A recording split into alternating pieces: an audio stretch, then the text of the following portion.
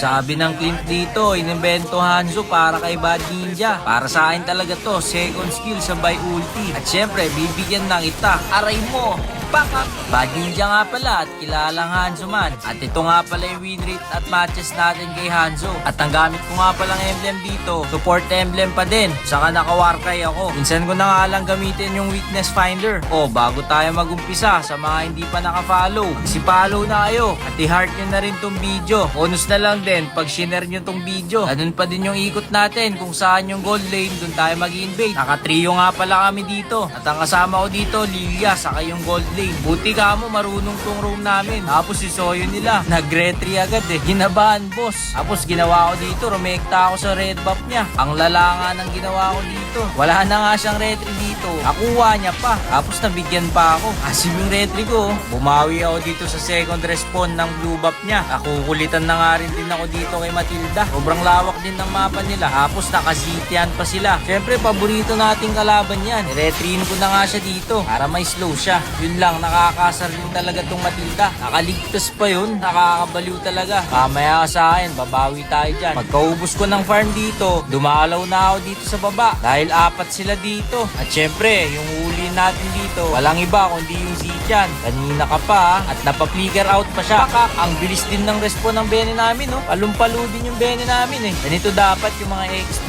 Alam na alam mo na may galaw talaga siya eh. Yun lang, nabigyan siya. Napaulti na nga yung Mino dito para hindi na makatakas yung Soyu. Syempre, bibigyan ko na rin tong Matilda. Matelok to eh. Tignan mo, nakapag second skill pa, nagka-shield pa. Pero normalin lang natin yan. Makulit na eh. Pagkapitas ko dito kay Matilda, rumekta na ako sa blue buff niya. Hindi ko na papakuhain ng blue buff to. At sakto rin na 4 minutes, meron na tayong golden stop. Sa mga nagtatanong, ano nga yung first build ko? Golden stop agad. Para yan sa first skill. Para 3 hits lang, full stack na yung first skill mo.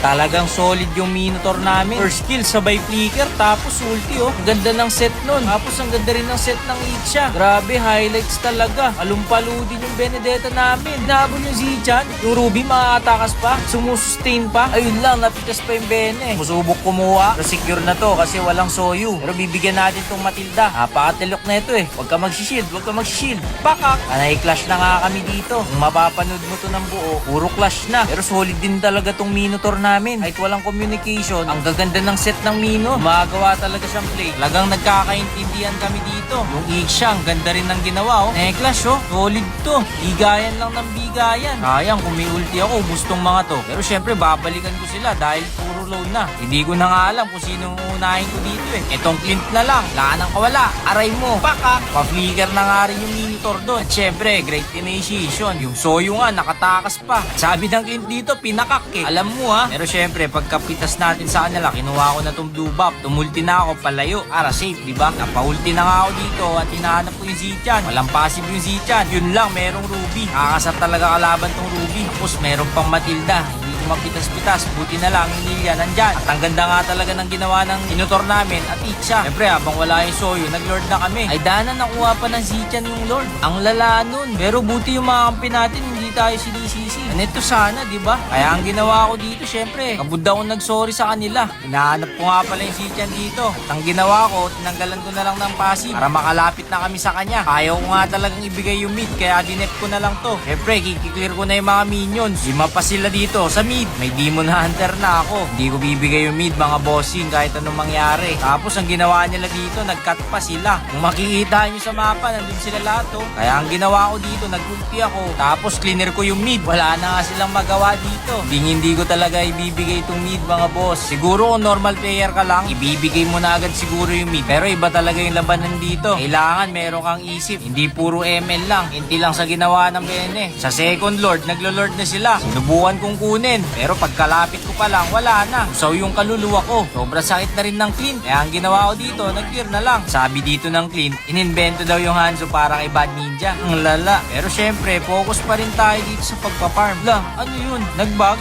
Ito nga yung signature natin, di makawala to. Second skill sabay ulti. Siyempre, bibigyan na natin to. Pakak! Napapigger na nga siya doon at gumagodlike na nga ako. Ito yung ayo kay Ruby. Nakakasar talaga. Imbis na mabibigyan ko yung Matilda, sumabat pa. At sa third lord, nakuha na naman nila. Muntikan pa nga ako mabigyan. Ang sakit na. Grabe din itong mga effort na mga kampi natin. Buti na lang, may flicker yung Iksha kaya nabigyan yung Soyu. Nagulti na nga ako at hinahanap ko yung Zichan. Tignan nyo yung second skill ko. Ang sakit na. Pero mas masakit yung Clint. Kada bato niya sa akin, ang sakit-sakit. Tignan nyo gaano kalayo yung ulti ko. Pag nag-ulti kayo, dapat kontrolado. Huwag nyong iisipin na agad maubos yung energy nyo. Ang goal nyo, ipatama yung second skill para dumagdag yung energy nyo. Tatagal talaga yung ulti nyo. Ito yung ayoko kay Hanzo pag bumalik sa katawan. Yung super slow niya. Pero okay lang yun. Untargetable naman yun eh. At ayun, napitas nila yung Ruby. At magkaka-lord na. Kaya sa pang-apat na lord, ni-cure na namin to. Huwag na natin patagalin. Kayang-kaya na nga natin i-solo lord to. Ang dami nga nang ngengilam dito sa signature move ko. Nainggit ba kayo? Madali lang nga talagang gawin. Pero sobrang angas din kasi. Pero mas maangas tong Minotaur namin. Ang ganda nun. Yun lang, walang napitas. Yung Ruby makakatakas pa ba? Yan din yung pangit eh. Yung flash. Pero ang ganda rin ng ginawa ng Benedon. Pero wala pa rin napipitas. Ayun, napitas na kay Zidjan. At ang sakit na nga rin ng